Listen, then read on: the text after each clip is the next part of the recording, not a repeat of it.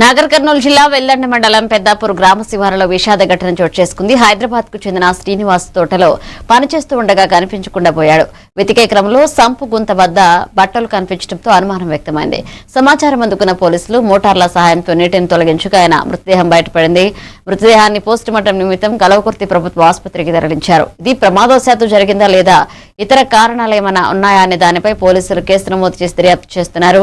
మృతుడికి భార్య వెంకటమ్మ, 2 పిల్లలున్నారు.